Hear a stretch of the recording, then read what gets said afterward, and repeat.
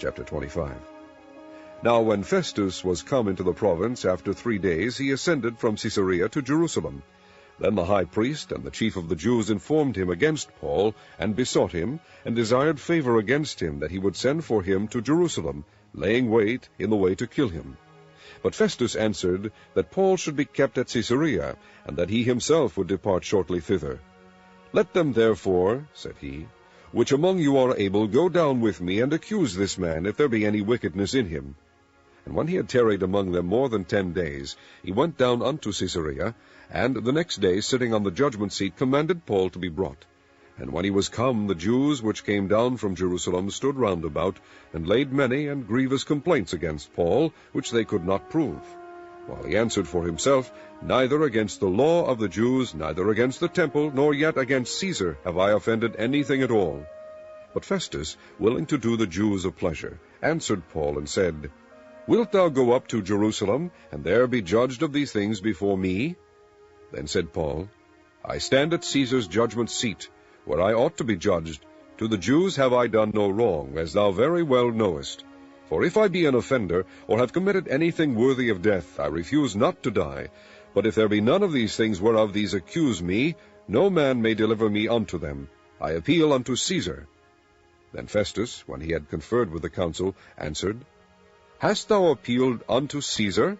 Unto Caesar shalt thou go. And after certain days King Agrippa and Bernice came unto Caesarea to salute Festus. And when they had been there many days, Festus declared Paul's cause unto the king, saying, There is a certain man left in bonds by Felix, about whom, when I was at Jerusalem, the chief priest and the elders of the Jews informed me, desiring to have judgment against him. To whom I answered, It is not the manner of the Romans to deliver any man to die, before that he which is accused have the accusers face to face, and have license to answer for himself concerning the crime laid against him. Therefore, when they were come hither, without any delay on the morrow, I sat on the judgment seat, and commanded the man to be brought forth. Against whom, when the accusers stood up, they brought none accusation of such things as I supposed, but had certain questions against him of their own superstition, and of one Jesus, which was dead, whom Paul affirmed to be alive. And because I doubted of such manner of questions, I asked him whether he would go to Jerusalem, and there be judged of these matters. But when Paul had appealed to be reserved unto the hearing of Augustus, I commanded him to be kept till I might send him to Caesar. Then Agrippa said unto Festus, I would also hear the man myself. Tomorrow, said he, thou shalt hear him. And on the morrow, when Agrippa was come, and Bernice, with great pomp, and was entered into the place of hearing with the chief captains and principal men of the city, at Festus' commandment, Paul was brought forth. And Festus said, King Agrippa, and all men which are here present with us, ye see this man, about whom all the multitude of the Jews have dealt with me, both at Jerusalem and also here, crying that he ought not to live any longer.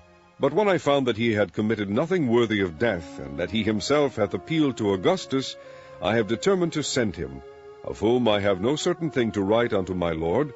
Wherefore I have brought him forth before you, and specially before thee, O King Agrippa, that after examination had I might have somewhat to write.